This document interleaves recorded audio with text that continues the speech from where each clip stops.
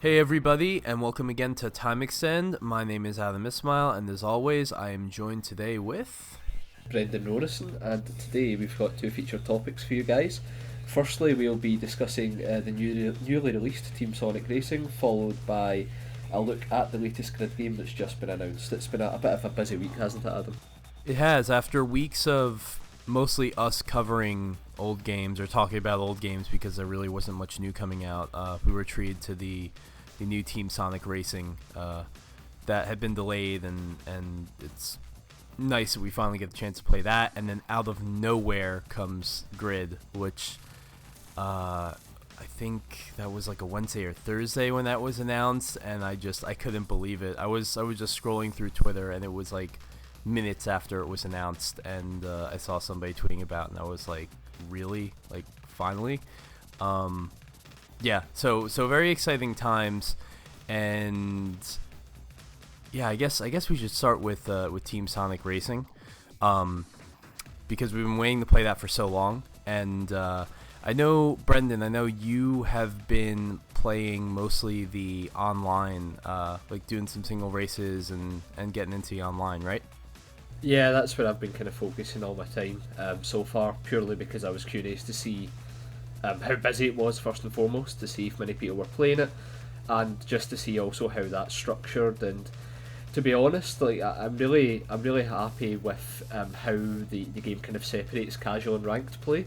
But based on my time so far, it seems like most people are simply playing casual, and maybe that's to be expected with this type of racer.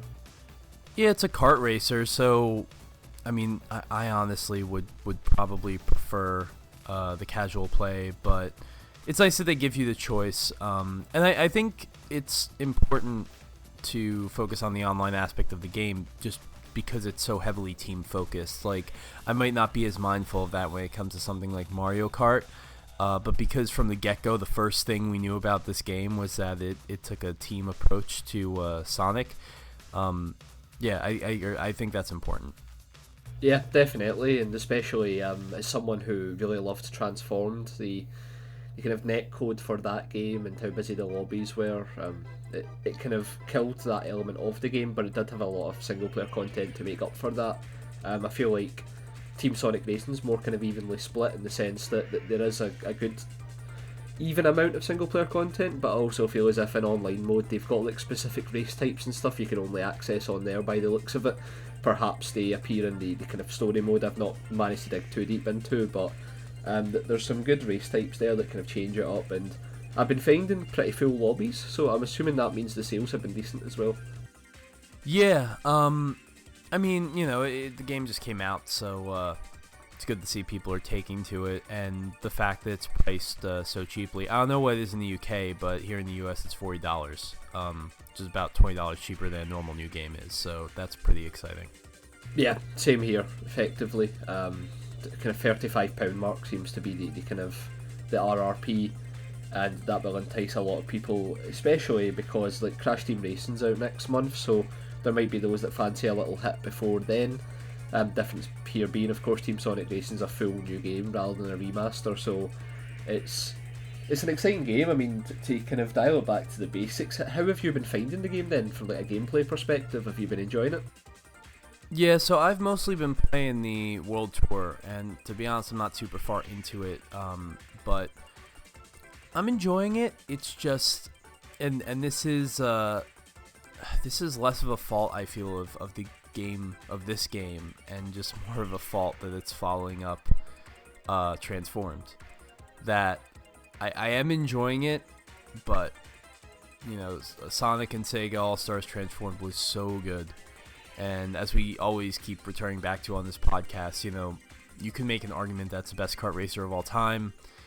That to follow in the wake of that, even though it's been like 5 years, I think I was hoping for something that was a little bit newer and more inventive, and it was never going to. It was never going to be the Transform successor that I think a lot of us hope, simply because they were scaling back a lot of the non-Sonic content. And we knew that, we knew that from the very beginning. But Transformed felt kind of like it felt kind of like the zenith of a kart racer and the zenith of that series, and I feel like Team Sonic Racing scales it back, and basically to me it almost feels like, because there's so much content, specifically the tracks that are carried over from the first game, but kind of there are aspects of them that are redesigned, but a lot of the tracks are recycled to a certain degree. It does feel like the first Sonic and Sega Racing, but like kind of seen from a different perspective, a different angle with the team play, which like is a whole nother element that I'm sure we're going to talk about next. But it feels like a familiar title, just tweaked a little bit, which I think and the reason I want to bring up the price is because I think at $40 or £35, I think that's a fair proposition. It's just that I think that we know what Sumo can do, and I kind of wished for this to be a fresh, all-new thing, and it doesn't quite feel like that, which is not to say it's bad. It's just, honestly, it's in some weird place between, like, to me, almost like a remaster and an all-new title. It's almost like a 1.5. It's actually an interesting point to make, because, I mean, from my experience so far, I do agree with comparisons to the original Sonic Racing, All-Stars Racing, compared to Transformed, because it does feel a bit scaled back almost because of the kind of layout of the game as well. Like, it comes across like that kind of budget racer, which isn't necessarily a bad thing, but the Transformed seem to have a lot more flair to it, and even just in terms of the content as well, that the tracks here are good and they're fun to play, but like you said, some of them are recycled. But one of the things that really stands out is just how the game does feel like an incremental upgrade to a game that was released in the previous generation, as opposed to, well, Transformers released in the previous generation as well, but like it feels more like a successor to the first game than the second. And we love Transformed. It's like we've said, there is an argument to be made for it to be one of the best kart racers, whereas Team Sonic Racing, it almost feels as if it's going back to its roots almost. It's like, here's a traditional racer, we've bolted a team element on top of it, and that kind of lends itself to that kind of, the mindset of the game is this team racing element. They do offer solo racing, but it just doesn't feel right in terms of the gameplay, so like they're definitely pushing the team aspect of it, but that's also partnered by the fact there's only like 4 teams in the game, and the kind of character roster isn't the strongest. Now, I'm not saying Transformed was, we get fucking Danica Patrick in there, but it just feels like Team Sonic Racing's roster is almost the obvious choices, with Zavok from Lost World thrown in, because Sega really seem to love that guy for some reason. Yeah, is that the guy, because I haven't gotten extremely far, is that the guy who looks kind of like a Incineroar? Yeah, that's the one. Yeah, because every time I see him, I don't know whether the Pokemon came first or that character in Sonic came first, but every time I see one or the other, I think that they're the other person. And I think that, like, it's really funny that when you're playing Smash Brothers, Incineroar has the Big the Cat skin, I think. Yeah, I'm pretty sure he does. So, yeah. So it just, like, drives the relationship further. But anyway, to bring it back to Team Sonic Racing, yeah, the team element, and I feel like maybe I've been, and the reason I've mostly been doing world tours, because I've had a really busy week and not a ton of time to play, but I feel like the problem with team-based play, and this is something I felt a little bit with Onrush, but not to the same degree as this, because with Onrush there's so much commotion, the teams are so much bigger. But anytime you're dealing with a team style of gameplay and you're playing exclusively with AI, it's never gonna feel like an experience that you have full control over. It's always gonna feel a little bit like you're you're dealing with some kind of recalcitrant partners, I guess you could say. So yeah, when I'm playing Team Sonic Racing, the first couple races were pretty easy, but I did get the sense that, like, unless I was leading the race, I couldn't expect my teammates to get near the top. and that's just, I mean, that's not a problem exclusive to this game. I feel like that's any game that has a team style of gameplay where you're playing with the AI predominantly and you're not doing multiplayer. You know, even when you're playing a first-person shooter in the story mode, and the Marines that are next to you that are supposed to be helping you are utterly useless and bullet sponges. Like, it just happens. So I think that has something to do with it. But I do actually enjoy some of the ways that they've really made the teams worthwhile. You know, being able to with the I don't know if this is feature exclusive to the Sonic team, but being able to follow behind another one of your teammates' cars, and you get a slipstream, that's really nice. And then when you pass, really cool. You pass, you get an extra burst of speed. Those are really cool little elements that help, you know, drive the team play, and I really enjoy that. And then being able to share items with your teammates to build your meter, which I get to a point. It fixes that problem I always have in Mario Kart, where I'm leaving a race and I don't know what to do with all of these item boxes, so I just like burn them and they completely go to waste. But now I can give them to my teammates, and then it goes towards a bigger thing that we can all use. So yeah, it's rethinking certain aspects of the kart racer that we've kind of taken for granted, which I appreciate, because I think it's been a fairly, you know, stale genre that hasn't changed a ton over the years. Yeah, exactly, and that's something that Sumo Digital have been trying to do with this series, like, for quite some time. They introduced the All-Star element in the first game, then Transform just turned everything up to 11 with boats and planes thrown in for good measure, and then this one almost feels like, what could we change at a core level that will positively impact the gameplay and isn't too overbearing, because the team element works so well that it just kind of integrates into gameplay. And that's why I was saying that when you play it solo without the teams, you really do realise that they're missing, and that's exactly what Sumo were going for. And like you're saying, all the little gameplay elements they've thrown in, like the slipstream boosts, great idea. I mean, it's one of those ones you think it seems obvious, but somebody implementing it just makes you realise how good an idea it is. And then even if you get hit by items and a kind of one of your teammates drives by, you get like an auto recovery that helps you get back in the race. And I mean, that kind of brings me on to one of the minor complaints I have about the game in terms of how the flow of races work, because when everybody's drifting, going fast, it's great fun. But I feel as if the items are like so cripplingly harsh. So like, when you get hit with an item, it just seems to bring you to a standstill unless you have one of those teammates to kind of give you a pick-me-up and get going again.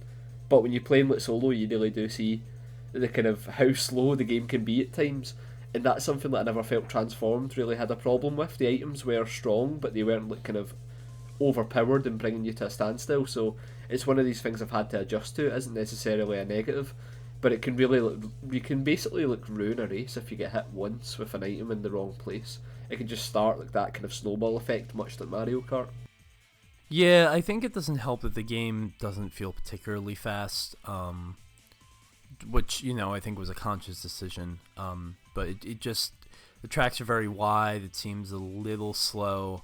You know, coming from Mario Kart 8's like 200cc mode, it feels very pedestrian.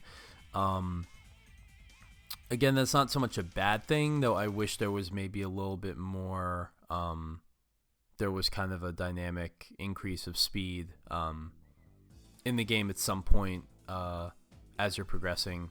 That's a little bit more profound, because I know there are those upgrades, but they don't seem to make a massive difference in terms of the driving feel. And I guess on that note, you know, the game pretty much feels like, I mean, physics-wise, I haven't played Transformed in a while, but it feels like a Sonic Kart Racer again. You know, you got the left trigger as your drift button, and you can just drift forever with it, which I like.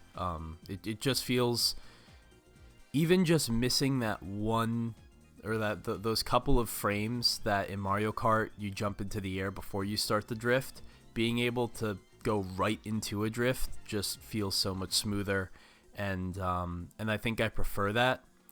But the funny thing is, like, drifting is so it's so encouraged in this game, especially in some of the event types, that it kind of manifests itself in weird ways. Like, you haven't done the world tour yet, but have you played the event with the where you're trying to drift and get as close to the like the poles as possible?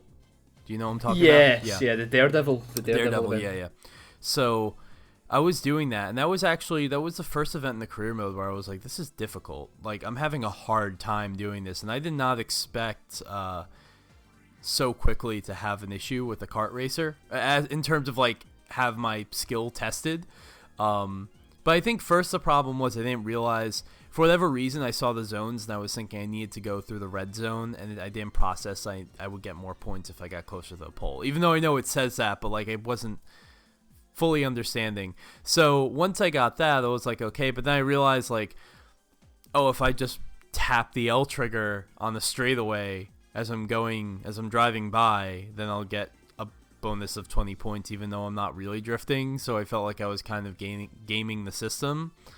But you know, all those years of playing Mario Kart where you would just like snake drift to get a boost, like it just seems like drifting is always used in very weird ways to break the game.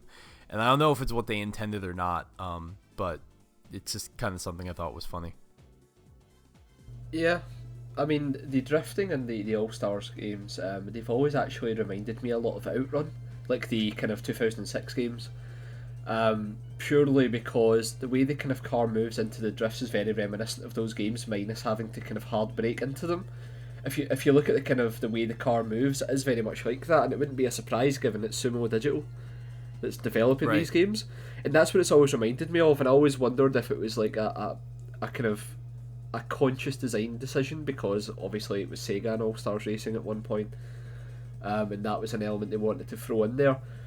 But yeah, the thing about drifting in these games is it's kind of different to Mario Kart, because like you're saying, in Mario Kart you're drifting to get boost and then you exit right back into jumping into another drift, whereas in these games you do get boost from drifting, but it almost feels like it acts more like a normal car in like an arcade sense, of course, where just going into the drift doesn't really give you any speed boost, it just helps you take the corners easier.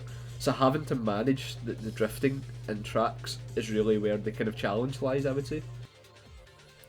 Yeah, because it's interesting how the similarity between this and Mario Kart is that, I mean, you know, the fastest way to go is to drift, and you're encouraged to drift, and so you do it a lot, and it feels good. But I think it's interesting that the casino track in this game, which is not very challenging, though when I was doing the Daredevil event, I found it kind of difficult. It has those kind of S's that go into those looped corners. They're just kind of like concentric circles. And then that reminded me a lot of Music Park from Mario Kart 8 Deluxe, just because, like, yeah, the track like visually looks similar. You're like in space, and there's all these things floating, and at times there are no walls, and at times there are.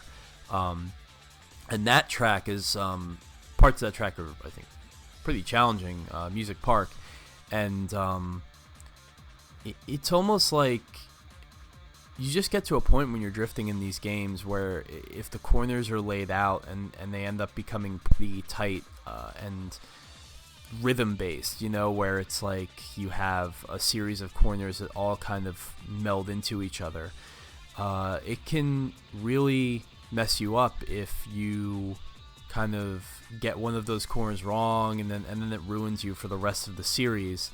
And that is something I'm very used to with Outrun. So I totally understand the comparison there, because like I'll often run into situations where it's like I think I got it, and I'll just cut one corner a little bit not enough, like I'll go a little bit wide. It'll just screw me up for the next three, and that's when these games feel really brutal. I guess it kind of plays to the whole aspect of being easy to learn and hard to master, but that's where track memorization is key. And so in all those respects, you know, this feels like one of those kart racers, which is good.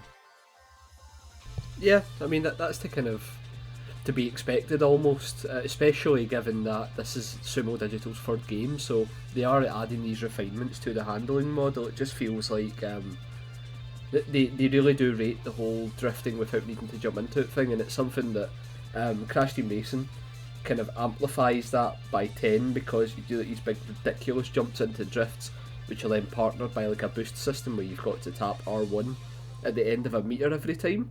And I'm not going to lie, a lot. that kind of yeah, exactly. That's what I was going to say. Like, that just feels so much overkill to me. So like, was that in the original game? yeah, yes, in the original CTR, it's one of these things that's never really explained as a system, but basically, when you jump into drifts, there's a tiny little bar in the right-hand corner that fills up, and every time it goes full, you're supposed to hit R1 to get a boost. But I've always just felt as if it's so over the top, like, and you can't focus on the racing, because it's something that a lot of the kind of the people who are proper competitive at CTR, and they do exist, like, get really good at it, and like they're really proud of being good at it, which is fine.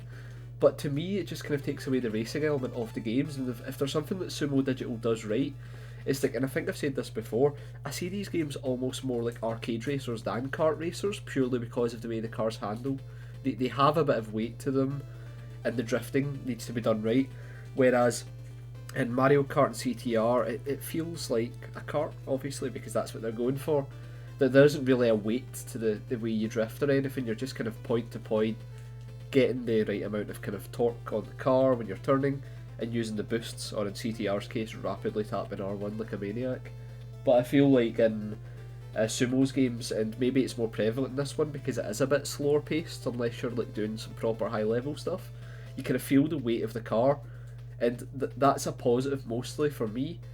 But it is easy to see why sometimes it can feel a bit sluggish, and I think that's something the game struggles from at times. Yeah, it's interesting that kart racers have I don't know, because like I do get the sense that like it does feel a little bit more sluggish compared to something like Mario Kart, but I still feel like kart racers kind of have a totally different like understanding of physics and kinetics that compared to normal racing games, and I guess Sonic Team Sonic Racing is a little bit closer to a more typical arcade racer, but then it just makes me appreciate Blur all the more, because that was a kart racer on top of, or a weapons-based kart racer on top of a fairly normal standard arcade racing game, and the physics felt pretty decent in that. So yeah, I mean, the thing is, like, and this is something that we've kind of alluded to, I think, in previous episodes. I think you actually tweeted about on our account, but I've never totally gotten down with kart racers.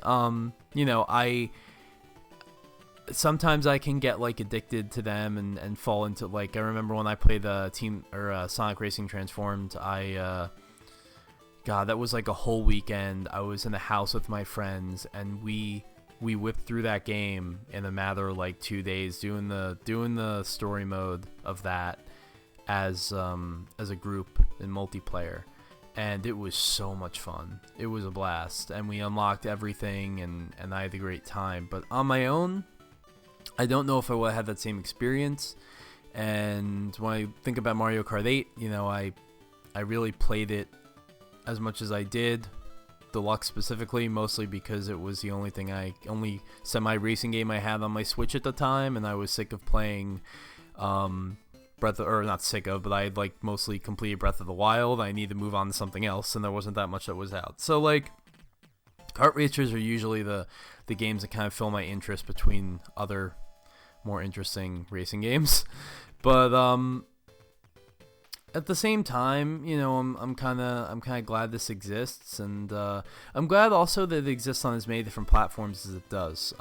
We both got the Steam code, and that was day and date release on PC as with all the other consoles, and it's nice to have a decent kart racer on PC. But Brendan, I know you've been able to get your hands on the Switch version as well. Yeah, so basically, my girlfriend Daniel bought the Switch version of the game, and I've been able to play kind of an hour or so of that, and this is something I wanted to call out on the podcast, because there's something about Switch ports that they either look horribly graphically, have like resolution problems, or just simply don't work as well as they should. But the kind of job Sumo's done on this port is pretty incredible, to be honest, because in terms of graphically, it looks incredibly similar to the PC game, obviously at a slight less, a slight notch down fidelity wise, but it's a locked 30 frames per second pretty much the entire game. People will be sad that it isn't 60, of course, but for the type of game it is, it seems like a fair compromise because they've been able to create a game that looks and plays well, and even though I'm playing on PC at like 144 frames per second, 1080p, whatever, the Switch version is more than worth the £35 asking price, because you're getting a good portable racer that isn't Mario Kart on a Nintendo console. Was Transformed even 60 frames? No, so I mean, this is one of these weird ones where Transformed on console was never 60 on any of them, pretty much. It was always 30. And then that was something I was always kind of sad about, because 60 does add to the gameplay, there's no doubt about that. But when I bought it for PC and then played the game in 60 frames Transformed, because I recently did play through it all the way through S rank as well, a few weeks ago, and the difference was incredible. So I mean, I'm not saying that you should buy the Switch version over the others, because it does run at 30. But if you're looking for something on the Switch that you want to play portably that isn't Mario Kart, but you like a good kart racing story and that type of thing, I really think Sumo have done a good job with the Switch version. And I've seen kind of some of the NPD sales tracking team talking on Twitter about the fact that it looks like in the US at least, the Switch version has actually sold the most. Yeah, I would expect the Switch version to sell the most worldwide, to be honest.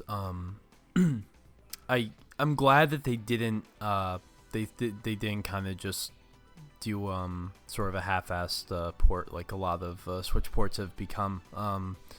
Well, actually, it's not fair to say, because Digital Foundry, I feel like every week they have a new story about like this amazing Switch port. Like yeah, they seem to. I've noticed that myself. Like what's the one? Well, there's The Witcher, right? That was one of them, and then there was like the Senua's Sacrifice, or whatever the first name of that game is that I'm blanking on. But anyway, a lot of companies have finally tried to start, treating the Switch with respect, even though it's less powerful than other consoles. So I'm glad that Sumo did that here, because the Switch, I feel like, is sort of the spiritual home of this game, and just simply because it's a kart racer. And it is the type of title that you want to have fun, play with friends, would love to take around. It fits that role very well. So yeah, it's good that it plays well on the Switch. As for the PC version, which I've been playing on my PC that I've had now for probably like 2 months, so it's still kind of new to me. It's fine. I mean, I was a little bit surprised that it looks okay. It doesn't look amazing because it's a kart. It's not a kart racer. It's not, I don't know. It's not Metro. But the one issue I had more of a problem with was that I found some frame drops in certain corners. And I have the game running. On the highest settings, and I have a 1070, so my computer should be able to handle it. I mean, it handles Forza Horizon 4 pretty much maxed. And at 60 frames anyway. I'm playing everything at 60 frames, but and it will have a consistent frame rate. It will be locked until I might get to a certain corner in a certain track where it will reliably drop in that corner, which signals to me that it's more of a optimization side problem than the fact that my computer can't run it all the time. Not game breaking by any means, but a little bit jarring sometimes and unexpected, but yeah, overall, it's actually, I think we forget how much work has been done to bring a lot of this content up to a level that's at right now, because I think Sonic the Hedge blog on Twitter tweeted a GIF or an image of the same track from the first Sonic racing game all those years ago, back in 2010, and a track in this new one, and it's like night and day. And I totally forgot that, wow, that cliffside used to look like this, and the water was a lot less shiny and colorful. And yeah, so the new game, definitely work has been done to improve the quality of the graphics to meet, modern standards for sure. Yeah, definitely. As I said, I've recently been playing through Transformed as well, and I would say graphically it's pretty much on par with Transformed, which is a testament to Transformed. Really, it's not a negative to Team Sonic Racing, because I think with this type of budget, the type of it's a Sonic game, like it's always going to kind of look similar anyway.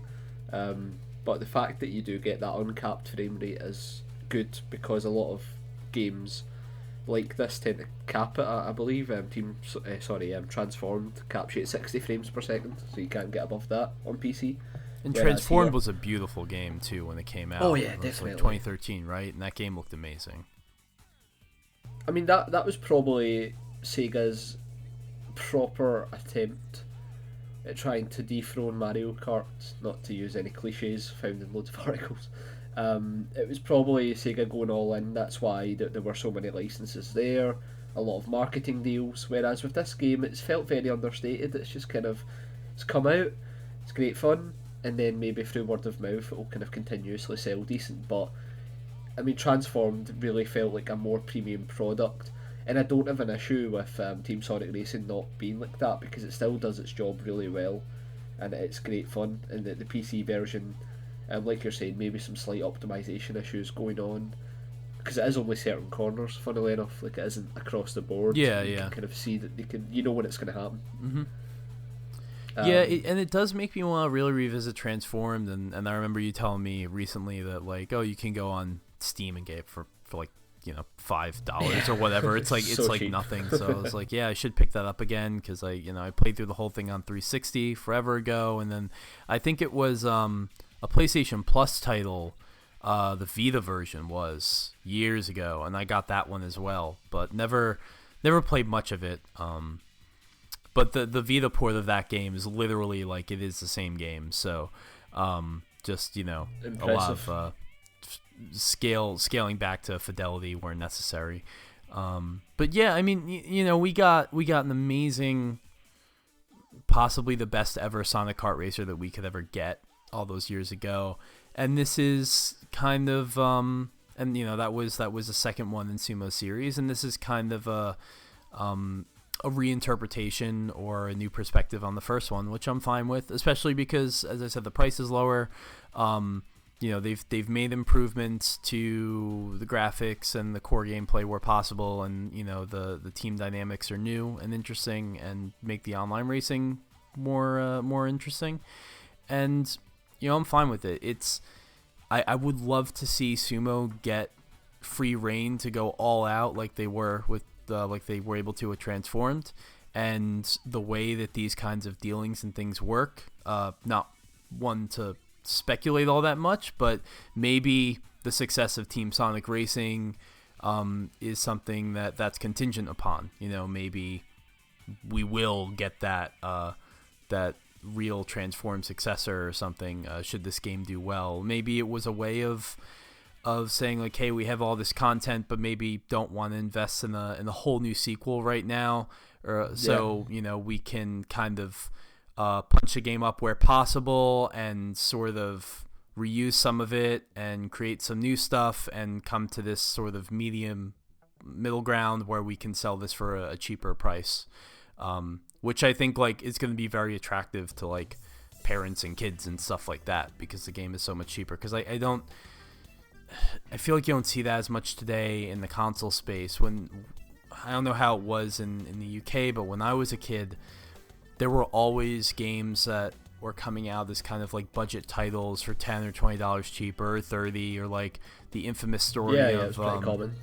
The infamous story of NFL 2K5, the NFL football game that came out in 2005 from Sega, that was $20 when Madden was $50. And basically like destroyed and was an amazing game, and kind of completely just upended the whole licensed sports landscape at the time. and Yeah. resulted in this crazy long exclusivity deal between EA and the NFL. So like weird stuff used to happen back then. I feel like it doesn't as much now, but which is why I like to see Team Sonic Racing coming out for is pretty cool to me. And I think I've already seen that you can get for a little bit cheaper if you look in certain places. So definitely give it a try. You know, and fortunately it's on every system, so you're bound to have one that you'll be able to play it on.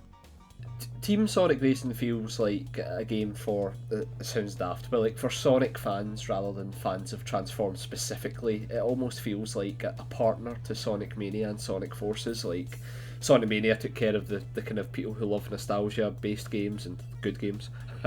Sonic Forces for people who like the edgy side of Sonic. And this just feels like the kind of, you've been wanting a spin-off for a while. Here's Team Sonic Racing.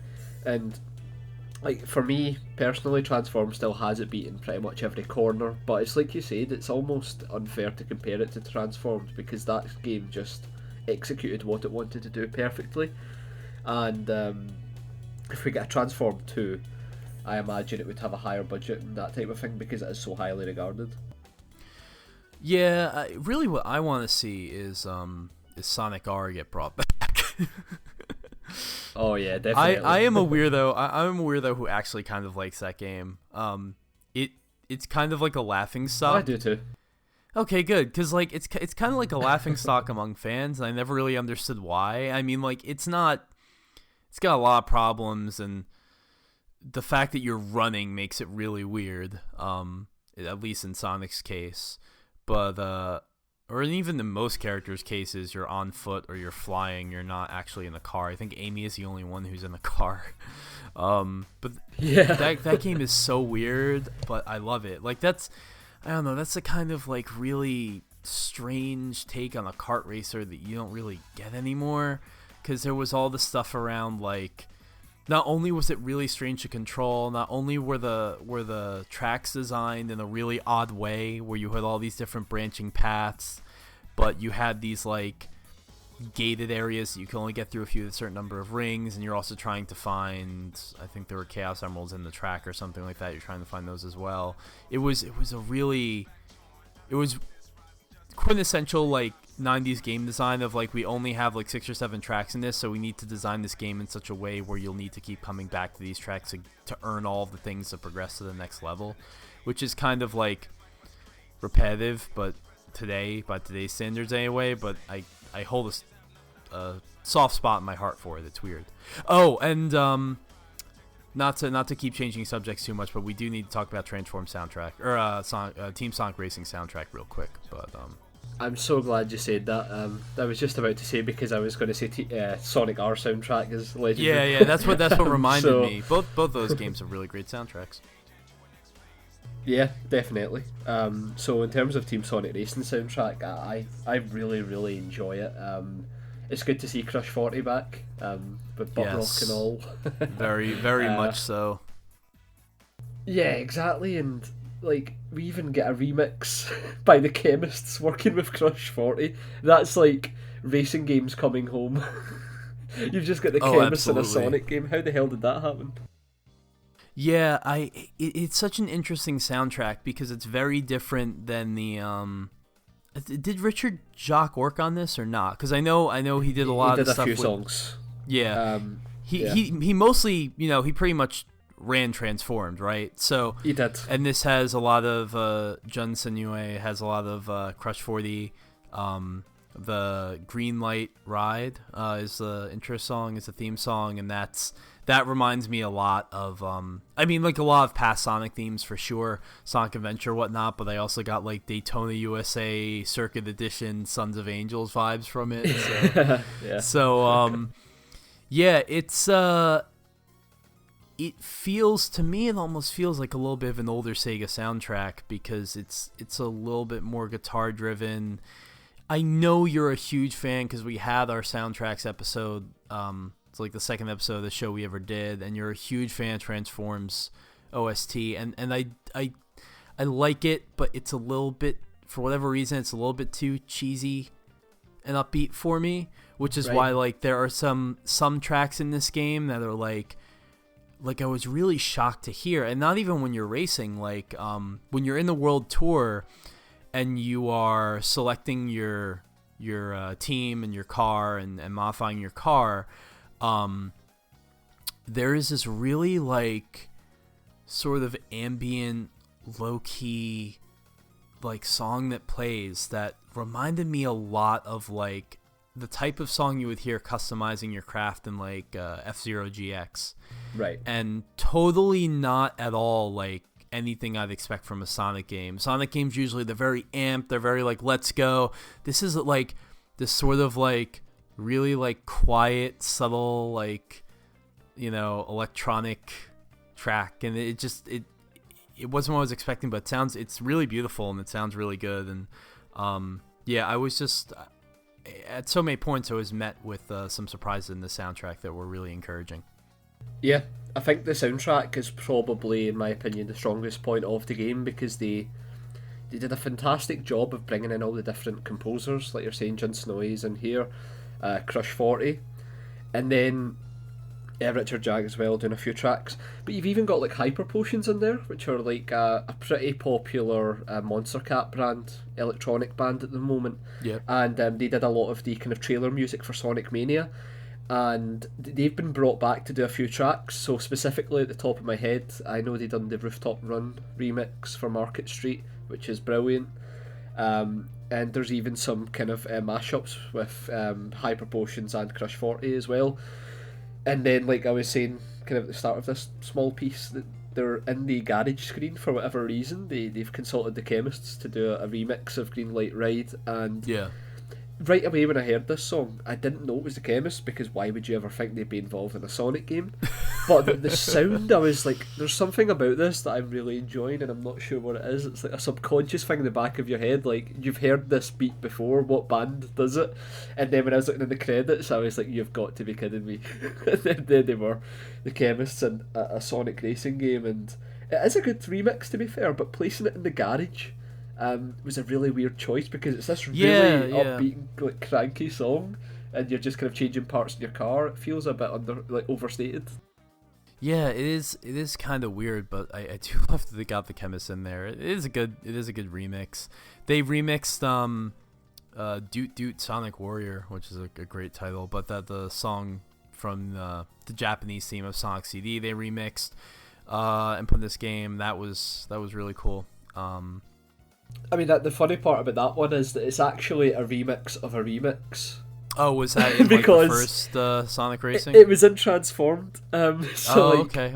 It's the remix of the Ocean View remix of Toot Toot Sonic Warrior / Super Sonic Racing, because if you listen to the version of the song in the last lap, it's actually a remix of Super Sonic Racing from Sonic Car. So it's one of these weird scenarios, and I think it was Richard Jack get brought in again to remix his own remix. So it's if you listen to the two versions back to back, it's hilarious, because he must have just been what can I change this time? Because he went to town and transformed remixing that song. I'll send you the links across, because it is pretty funny when you hear there's just parts of the song where he must have been I need to change this. Yeah, I find it amazing and really great that Richard Jock and Sega still have this close relationship that dates back literally to the mid 90s. I mean, it's almost been 30 years, which is insane to think about. But yeah, I was listening to his songs in Sonic R. I was listening to his stuff in MSR. I don't know if Sonic R was that probably wasn't the first title he worked on with Sega. It was probably something earlier than that, but that was the first place I heard him.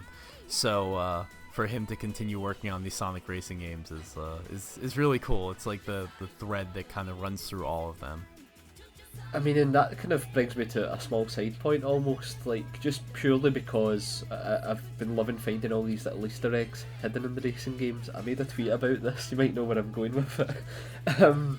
Basically, alongside this and Transformed, I've also been playing Sega Rally Revo, just kind of on and off. And I never connected the dots, but the co-driver in Sega Rally Revo is actually the announcer in Transformed. Like Yeah, it's that the makes exact sense. same guy, and it was one of these weird things because I played so much of both of those games and never noticed that, so I almost felt as if I let myself down. And then I was looking at what other stuff this guy had done, and it turned out he was also the voice actor for Tony the Tiger in the UK Frosties Oh commercials. man, that's Oh hilarious. man, it was just one of those weird, like, totally time extend facts. As soon as I found that out, I was like, this is the type of like stuff that we just love finding out. And yeah, there's a lot of Easter eggs in this game as well. Like you're saying, the kind of remixes of some old Sonic songs you wouldn't expect to hear.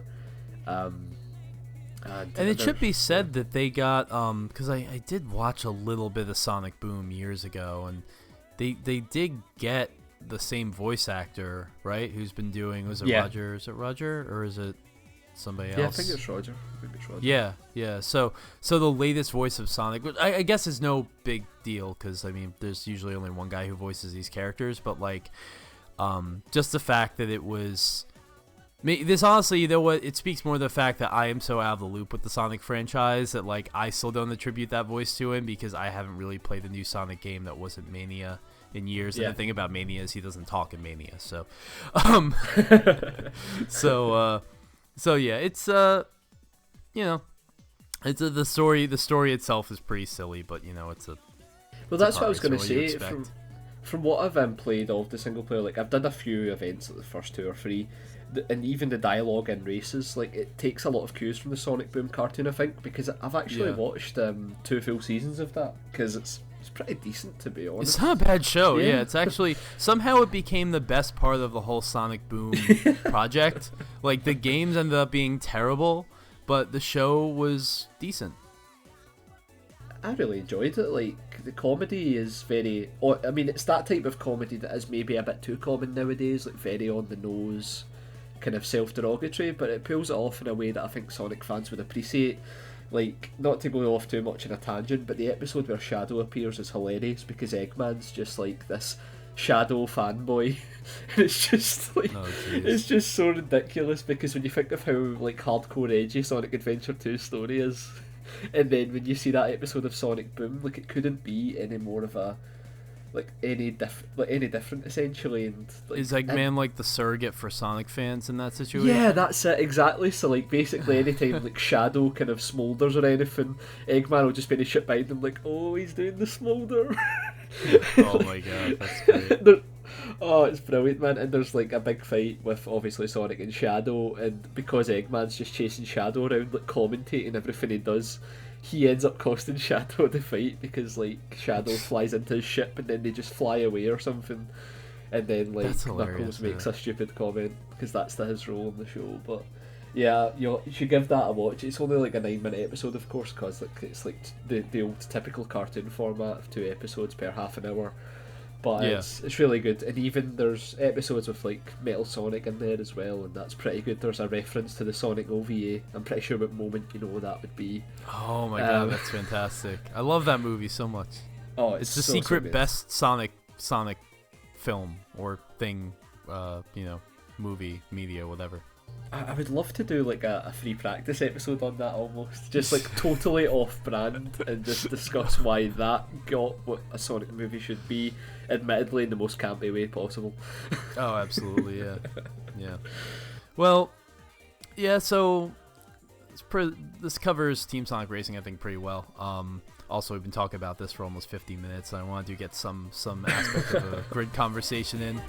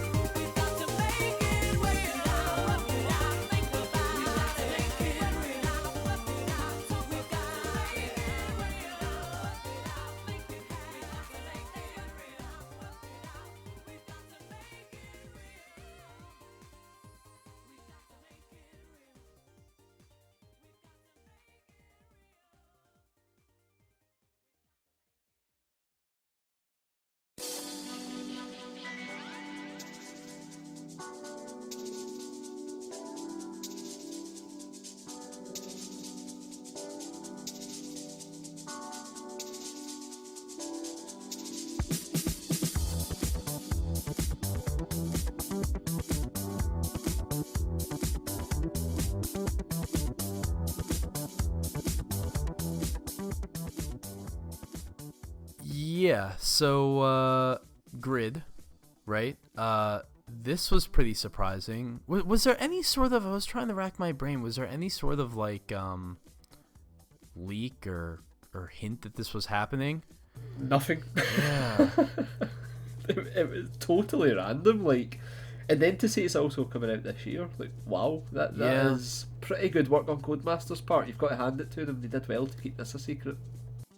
It makes me really upset I'm not going to be at E3 with through Tom's Guide, because I honestly, I don't really feel like I need to go to E3 at this point because it's not what it was. But now that I know that there's a cool new Codemasters race here to check out, I kind of wish I was there. But yeah, it's interesting too, because it is just called Grid, and it, as I actually learned just before the show, because I had seen the trailer but I hadn't really watched a gameplay video, and just before we started recording I watched a gameplay video and I was like, oh my god, this is like, it's Grid. I don't even think well it's like, I don't think it's fair to call it a sequel.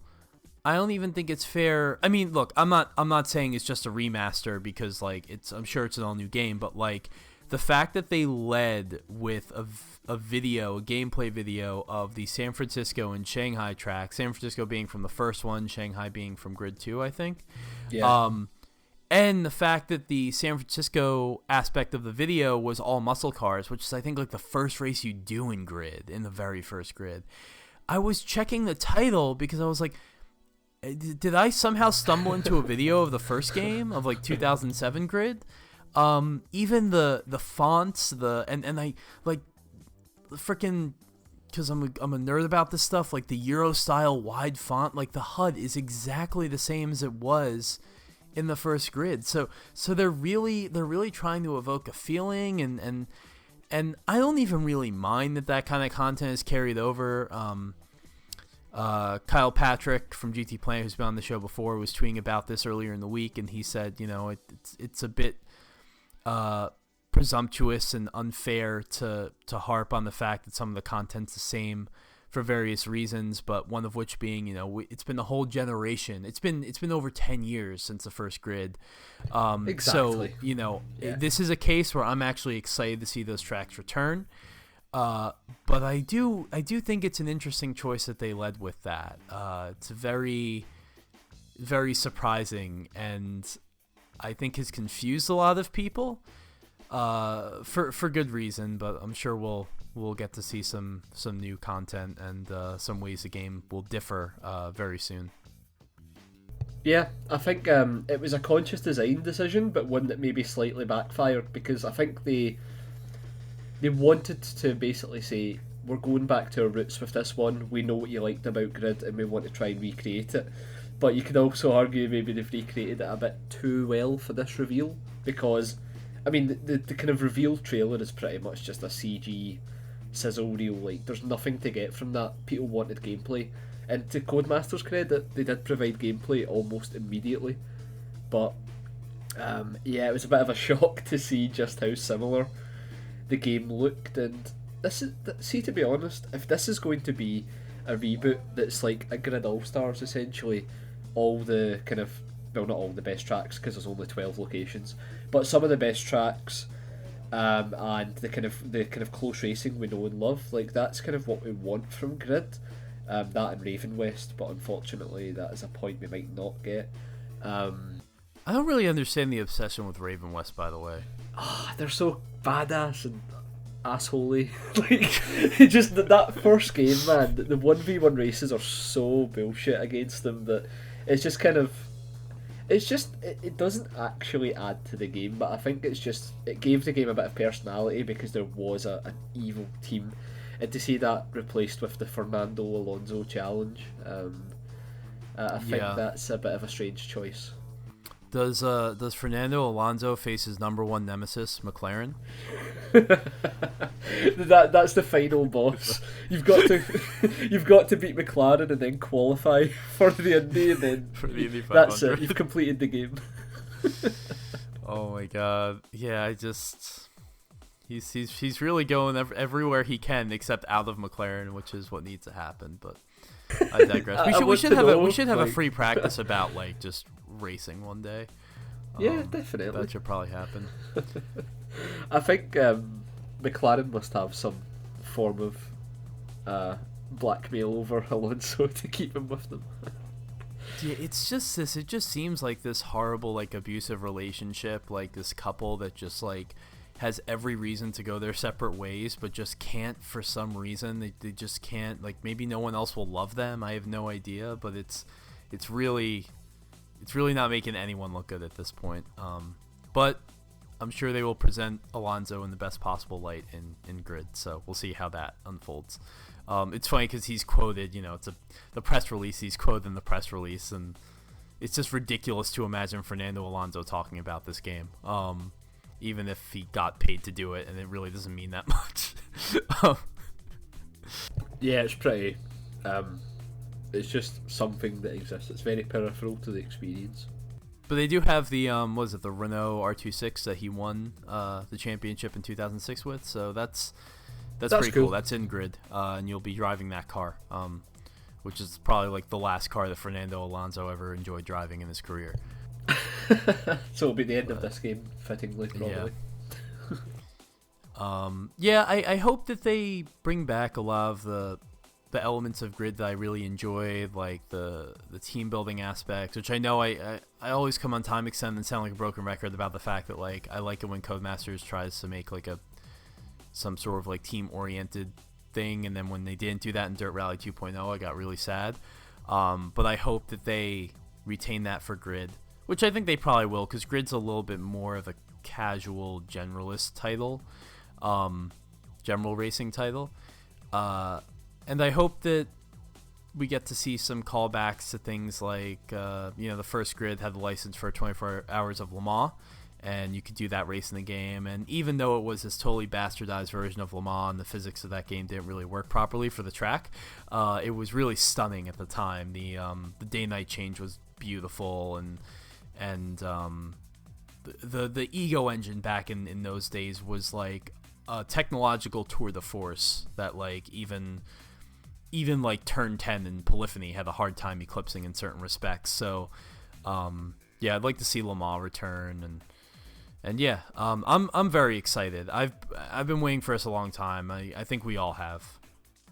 Yeah, I think both of us really have been waiting for a new Grid of some capacity, and maybe a reboot's the correct way to go. I am sad to see the old logo disappear, but if this means we get a version of Grid that's suited for the modern platforms, and it kind of reignites the kind of story-based racing or team-based racing that's kind of been missing maybe from the recent efforts, then I'm on board with it.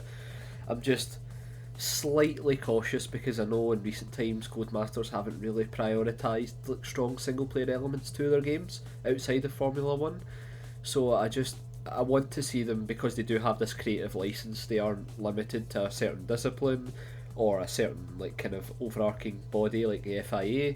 Like Codemasters have the chance to kind of flaunt a bit here with this game, so I want to see what made their game so special kind of return from the single player element, because Grid just has the drama element of racing down. The AI's always been a bit crazy, the crashes, and like we were saying about Raven West existing, just having that kind of rival. I think that the Nemesis system they're talking about for this game, where if you constantly annoy another driver, they'll try and get some bad karma going your way. I think that could be interesting, specifically because they've said that different drivers react different ways. So if there's a really clean driver that likes racing, he'll just try and basically go out his way to beat you. But if it's guys who are just there to cause chaos and you annoy them, then they're probably going to try and take you out. Yeah, the Nemesis system's going to be really interesting, and I love that that's kind of become the name for it in like various games. Like I think the Lord of the Rings game that came out a couple of years ago was like had a Nemesis system. Yeah. Where, like, you'd fight somebody and then you'd never see them for like another 2 hours, and they just randomly show up and start attacking you. Like, you thought you got me, you thought you killed me, but you were wrong. And I don't know, it's kind of silly, and also like we were comparing this in the Grid context, we were comparing it to R Racing Evolution, which is pretty funny to think about. Because that game, obviously, you tried to psych other drivers out by by following them at a distance of 4 car lanes, and then they'd randomly spin out. So yeah, I do appreciate that, because it plays into the drama, and it plays into the whole making the game feel bigger than it is, which is pretty cool. But on that note, it's funny because like I was watching the IGN preview of it, or one of their previews, and one of the game directors was there, whose name is escaping me right now, but he's talking about the different elements, the most important elements of the game, and he runs through. He's like, you got the Nemesis AI, you got realistic crashes, and something else, and just like but the beats he was hitting were all the exact same beats as like the original Grid. Like I remember how much they touted the crashes in that game, and the drama of the teams and stuff, and Raven West. So it's like all of the back of the box bullet points that were appropriate for the first title, I feel, are appropriate here. But it's 12 years of difference of not being able to play that game. So I'm more than willing to revisit it now. And also, for what it's worth, we're right on the cusp of Assetto Corsa Competizione coming out, so we have this interesting scenario where it's like 2 very similar circuit-based racers, one obviously being a full-on simulation and the other one being a lot more casual. So between the two, you're bound to find something that appeals to you. But I think it's funny that those games are kind of taking the stage around the same time. I mean, it'll be a couple months until we see Grid, but still. Yeah, exactly, and it's an interesting one because like the new Assetto is very much prioritising the driver journey, so to speak, specifically in the GT3 series. And it's something that people who didn't like the original Assetto Corsa kind of felt about that game. It was maybe a bit cold, whereas this game, it's very much trying to kind of harness that racing drama, much like Grid, just in entirely different ways. And of course, Grid has the benefit of being on console as well. I don't think we'll see Competizione on this generation of consoles, but maybe next gen. So I guess they aren't in direct competition in terms of sales, but it's definitely a parallel that we'll be able to draw on. Yeah, I mean, again, they're 2 completely different games, but they're both about sports car racing at the core. So that's kind of at the time when we don't get a lot of games that do that. So that's kind of why I associate them, and it's good for everybody, because regardless of whether or not you like to play more realistic simulations or not, you'll get something you'll like, hopefully. But yeah, very excited for a new Grid. As it turns out, my computer is about to die soon, so wow. I think this is a good place to end the show. Yeah, so thanks for listening, everybody. You can find us. You can find Time Extend on Twitter, time_extend. Brendan, you've been doing such amazing work, posting so many weird things I've never known about, like the Sonic Racing announcer who was also Tony the Tiger. That was revealed first on our Twitter, so good job. Time Extend exclusive. Yep, getting all the big scoops like we do. Yeah, exactly. But like, yeah, the Twitter account, we're trying to basically frame it as a companion almost to the podcast. Because this is stuff me and Adam really care about, probably the only people that do. And until we get a blog where we can post some more in-depth thoughts, maybe that could happen in the future. But I mean, at the moment, the Twitter gives us a good excuse to post some bite-sized content, and then you can listen to the podcast for the full shebang. And then also look out on the Twitter account, because we've got a new feature we will be formally announcing pretty soon. This is one that we're actually pretty excited about doing. It's going to highlight games that maybe we don't consider the best, but we know they hold special places in some people's hearts, and that's the kind of games we want to draw attention to. I mean, I think even from our perspective, Adam, we've got a few games that we kind of can't wait to discuss in this format. Yeah, definitely. We'll finally talk about stuff like All the Modelista, which would make a lot of people happy. Yeah. Yeah, and It's basically just finding an excuse to talk about that game. That's why we created this. And also, you had started the giveaway for your copy of the Gran Turismo 4 BMW demo disc. That you haven't given that away yet, right? No, I've not given it away yet. I did say basically we'll be looking to announce the winner of that one when we do our Gran Turismo rankings roundtable, which is happening. Yeah, there's a lot of people involved with that one. But I'm just surprised at the lack of. Yeah, exactly. A while. It's getting everyone together.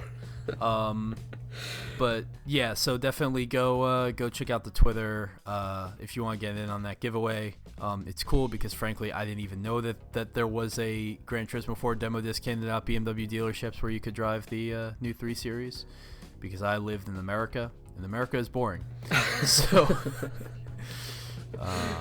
I'm surprised at the lack of entrants so far. So if you are listening and you fancy picking that up, because it is a nice piece of merch, be sure to enter. Right now we've only got about 6 entries, which I'm a bit surprised about, but we'll be trying to boost that again at some point soon, try and see if people are interested in winning it. But as it stands just now, you would stand a pretty decent chance if you did get an entry in. 1 in 6. That's why it's good to be a Time Extend fan now, because there aren't many of you. So when we do give things away, you stand a really good shot to getting something. So yeah, exactly. I mean, it's great at the moment now because we are starting to get loads of engagement on the Twitter. It's good seeing the same faces interacting. It just shows that all this crap we've been talking for 20 episodes now has an audience. I'm also looking forward to seeing your new key art for the podcast as well, Adam. I understand. Oh yeah, cool. So that goes live with this show. To continue with the theme that I don't know if anyone know this, but every 10 episodes I change up the art. So to honor another classic racer. So it's go almost enjoy like that. Albums. Yeah, kind of like albums. You gave them episodes. pretty great names, which I like. The first series was Podcast Modelista. So yeah. Thank you all so much, and we'll see you again really soon. See you next time, guys.